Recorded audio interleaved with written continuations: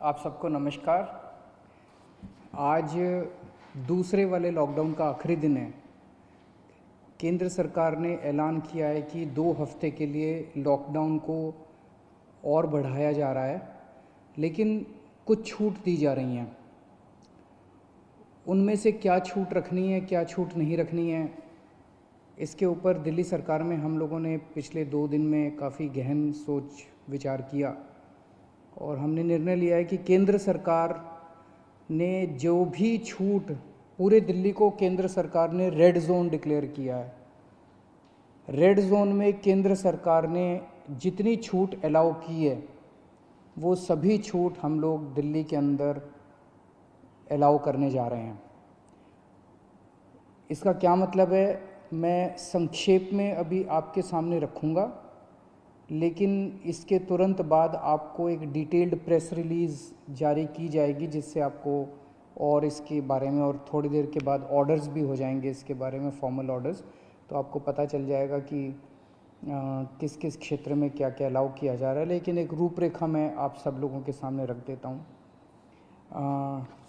पहली चीज़ तो ये कि कल से सभी सरकारी दफ्तर खुलने जा रहे हैं।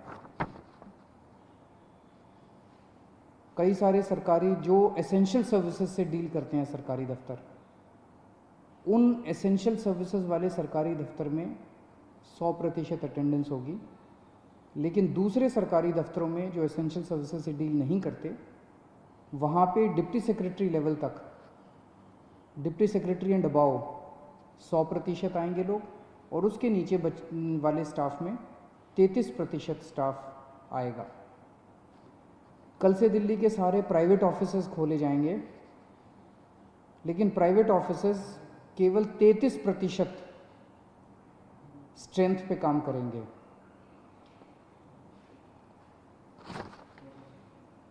लेकिन जो जो चीज़ें इस वक्त अलाउ नहीं की जा रही, air travel, rail travel, metro बंद रहेंगी, और अंतर्राज्यीय बसें बंद रहेंगी।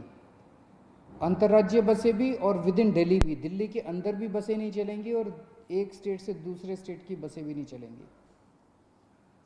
इस दौरान अगले 2 हफ्ते स्कूल बंद रहेंगे, कॉलेज बंद रहेंगे, जितनी भी शैक्षणिक शिक्षा से संबंधित संस्थाएं हैं वो सभी बंद रहेंगी। कोचिंग इंस्टीट्यूट्स बंद रहेंगे, सभी तरह के ट्रेनिंग इंस्टीट्यूट्स बंद रहेंगे। जो हॉस्पिटैलिटी सर्विसेज वाले हैं, सभी होटल रेस्टोरेंट बंद रहेंगे। और जो ऐसे स्थान हैं जहाँ पे ज़्यादा पब्लिक गैदरिंग होती है, जैसे cinema hall, mall, gymnasium, sports complex, ये सभी बंद रहेंगे। सोशल, पॉलिटिकल, कल्चरल या किसी भी तरह की अन्य गैदरिंग वो बंद है, वो अलाउ नहीं की जाएंगी। जो धार्मिक संस्थान हैं वो सभी बंद रहेंगे।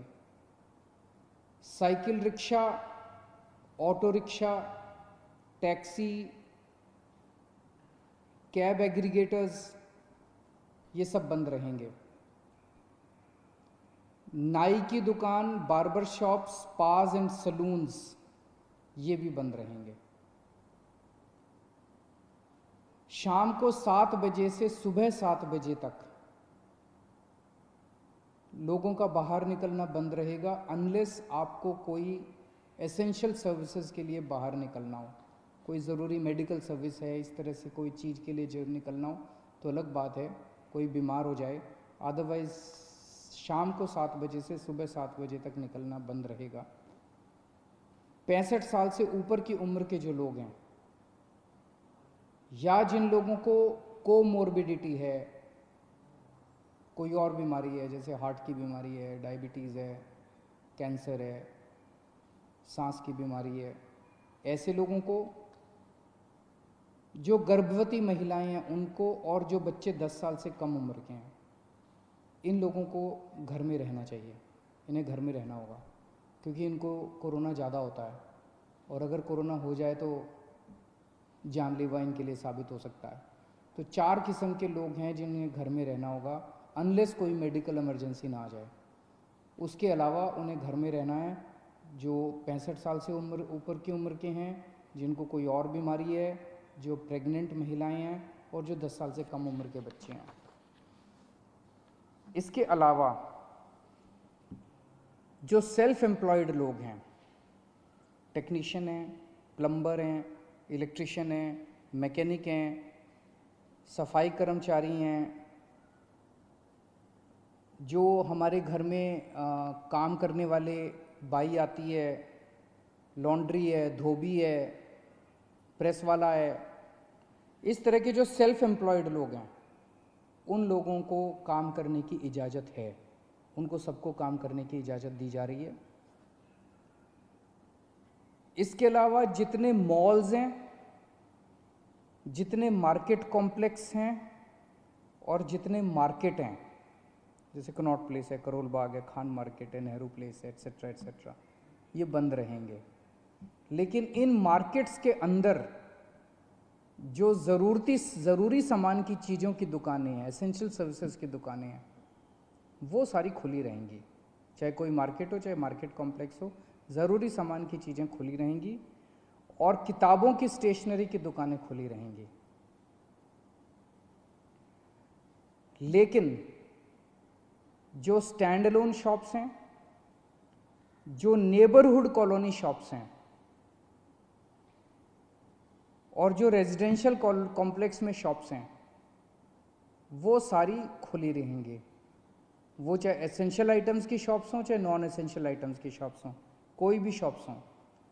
कई लोग मेरे पास कल से मैसेजेस, फ़ोन्स आ रहे हैं कि इस चीज़ की दुकान खुलेगी क्या, उस चीज़ की दुकान खुलेगी क्या, ये वाली दुकान खुल।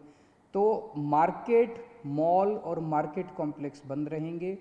Stand alone shops, neighbourhood colony shops और रेजिडेंशियल कॉम्प्लेक्सेस में जो दुकानें हैं, उनमें चाहे कोई भी सामान हो, किसी भी तरह का सामान हो, वो सारी दुकानें खुली रहेंगी। इसके अलावा प्रिंट एंड इलेक्ट्रॉनिक मीडिया खुला रहेगा। आईटी से रिलेटेड सर्विसेज की सभी ऑफिसेज खुले रहेंगे, कॉल सेंटर खुले रहेंगे, डेटा सेंटर्स खुले रहेंगे, वेयर हाउसिंग सर्विसेज खुले रहेंगे, कोल्ड स्टोरेज खुले रहेंगे, प्राइवेट सिक्योरिटी वाले और फैसिलिटी मैनेजमेंट सर्विसेज खुले रहेंगे। इसके अलावा सारे इंडस्ट्रियल एस्टेट खुले रहेंगे, जहाँ जहाँ एक्सेस कंट्रोल है। एक्सेस मतलब जो वहाँ पे अंदर जाने की, बाहर आने की, जहाँ जहाँ कंट्रोल है, तो लगभग सभी इंडस्ट्रियल एस्टेट खुले रहेंगे।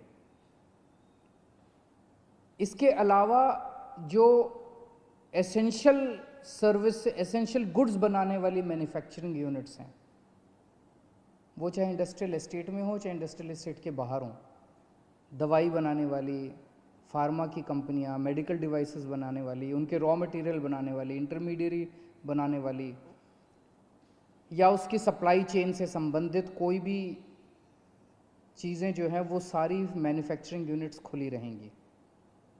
आईटी हार्डवेयर से संबंधित मैन्युफैक्चरिंग यूनिट्स खुली रहेंगी। पैकेजिंग मटेरियल के मैन्युफैक्चरिंग की यूनिट्स खुली रहेंगी। इसके अलावा ई कॉमर्स एक्टिविटीज़ केवल एसेंशियल गुड्स में परमिटेड है, नॉन एसेंशियल में ई कॉमर्स एक्टिविटीज़ परमिटेड नहीं है। लोगों के आने जाने का कैसे है? तो अगर आप 4 पहिया व्हीकल में हैं तो ड्राइवर के अलावा 2 लोग और गाड़ी में अलाउड हैं, लेकिन आपको केवल परमिटेड एक्टिविटीज़ के लिए सड़क पे आना अलाउड है।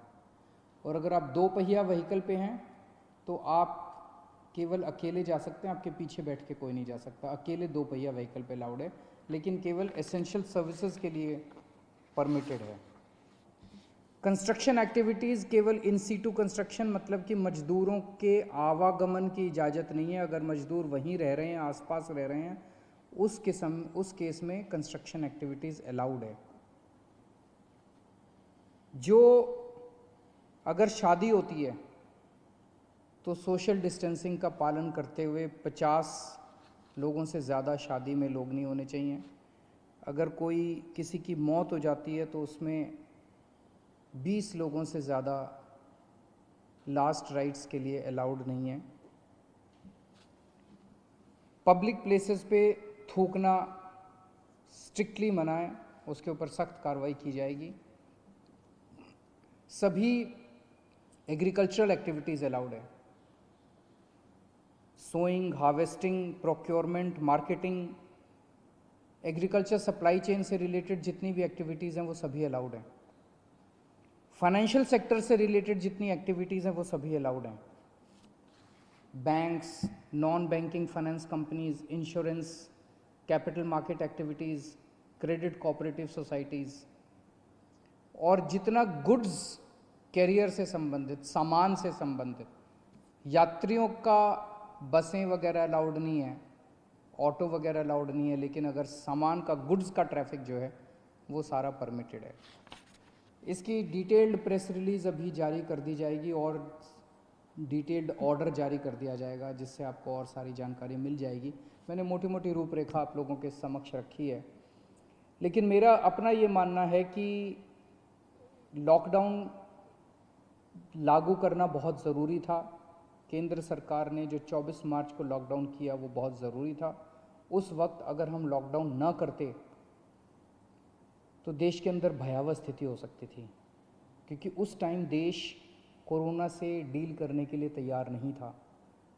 उस वक्त हमारे पास पीपी किट्स नहीं थे, टेस्टिंग किट्स नहीं थे, कुछ भी नहीं थे, अस्पताल तैयार नहीं थे, लोग तैयार नहीं थे, सोशल डिस्टेंसिंग का आइडिया नहीं था लोगों को। अब 1.5 महीने के बाद, लगभग 1.5 महीना हो गया, 1.5 महीने के बाद मुझे लगता है कि हम लोग, कम से कम दिल्ली की मैं बात कर रहा हूँ, दिल्ली आज लॉकडाउन खोलने के लिए तैयार है। पूरे दिल्ली को रेड जोन में रखा गया है। अभी तक हमने जितनी भी केंद्र सरकार से गाइडलाइंस आई, अच्छी गाइडलाइंस आई, बहुत अच्छी गाइडलाइंस आई, हमने सबका पालन किया। लेकिन अब पूरे दिल्ली को रेड जोन में कर देने से 2 बड़ी समस्याएं पैदा हो। एक तो जनता को बहुत तकलीफ है, जनता के रोज़गार चले गए हैं, दुकानें बंद हैं, उससे व्यापारियों को बहुत ज़्यादा तकलीफ है, इंडस्ट्री बंद है, और बहुत सारी नौकरियां जा रही हैं, लोग दिल्ली छोड़ छोड़ के चले जाएंगे। अब इससे पूरी अर्थव्यवस्था गड़बड़ा गई है और बहुत ज़्यादा दिन हम इसको बर्दाश्त नहीं कर पाएंगे। और दूसरी तरफ जब सारी अर्थव्यवस्था बंद है तो सरकार का रेवेन्यू आना बंद हो गया है। तनख्वाहें कहाँ से देंगे, सरकारें कैसे चलेंगी, बिल्कुल बंद हो गया सरकार का रेवेन्यू आना। पिछले महीने, अप्रैल के महीने में हर साल 3,500 करोड़ का रेवेन्यू आया करता था, इस बार केवल 300 करोड़ का रेवेन्यू आया है। इससे तो तनख्वाहें नहीं दी जा सकती, सरकार कैसे चलेगी। तो अब अर्थव्यवस्था का बड़ा संकट पैदा हो रहा है। तो मेरा अपना ये मानना है कि लॉकडाउन के पीरियड को हमें तैयारी करने के लिए, कोरोना की तैयारी करने के लिए इस्तेमाल करना चाहिए था, जिसका हमने भरपूर इस्तेमाल किया। ऐसा कभी नहीं हो सकता। अब कोरोना आ गया है, कोरोना रहेगा, कोरोना जीरो हो जाएगा, कोरोना का एक भी पेशेंट नहीं होगा, आगे कोरोना कभी नहीं होगा, ऐसा हो ही नहीं सकता, पूरी दुनिया में नहीं हो रहा, ये संभव ही नहीं है। अब हमें कोरोना से जीने की, कोरोना के साथ जीने की तैयारी करनी पड़ेगी, इसकी आदत डालनी पड़ेगी, सरकारों को इसकी तैयारी करनी पड़ेगी, जनता को इसकी, हम सबको इसकी तैयारी करनी पड़ेगी, देश को इसकी तैयारी करनी पड़ेगी। आज दिल्ली इसके लिए तैयार है। हमने पर्याप्त उपाय कर लिए हैं, पर्याप्त व्यवस्थाएं कर ली हैं, अस्पतालों का इंतजाम कर लिया है, किट्स का इंतजाम कर लिया, सारी व्यवस्थाएं कर ली हैं। अगर लॉकडाउन पूरी तरह से दिल्ली में खोल दिया जाता है, हमने सुझाव दिया है केंद्र सरकार को कि जो जो कंटेनमेंट जोन हैं दिल्ली के अंदर, लगभग 97 कंटेनमेंट जोन्स बचे हैं, जो जो कंटेनमेंट जोन हैं उनको पूरी तरह से सील कर दिया जाए और बाकी दिल्ली को ग्रीन कर दिया जाए, बाकी दिल्ली के मार्केट खोल दिए जाएं।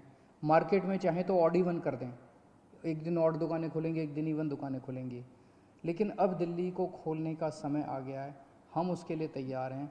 हम केंद्र सरकार से बात भी कर रहे हैं और हमें पूरी उम्मीद है कि जल्द दिल्ली के मार्केट भी खुलेंगे, अर्थव्यवस्था भी खुलेगी।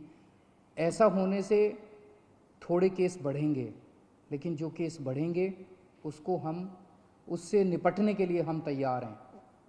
हमारा इस वक्त सबसे बड़ा 2 मकसद हैं। पहला मकसद है कि किस तरह से दिल्ली के अंदर कोरोना से होने वाली डेथ्स को कम किया जाए, और हम अभी तक काफ़ी कम करने में सक्षम रहे हैं, सफल रहे हैं। और दूसरा है कि कोरोना को कैसे फैलने से रोका जाए। वो बहुत ज़्यादा टेस्ट कर रहे हैं हम लोग, ताकि हमें पता चल सके कौन बीमार है, उसको इलाज करें और उसको ठीक करके उसके घर भेजें। तो मैं उम्मीद करता हूँ कि हम लोग आगे केंद्र सरकार को भी मनाने में सफल होंगे, और ये लॉकडाउन का पीरियड जो है, इसमें जो जो रिलैक्सेशंस दिए गए हैं, इन रिलैक्सेशंस से आप लोगों को सबको फ़ायदा होगा। बहुत बहुत शुक्रिया।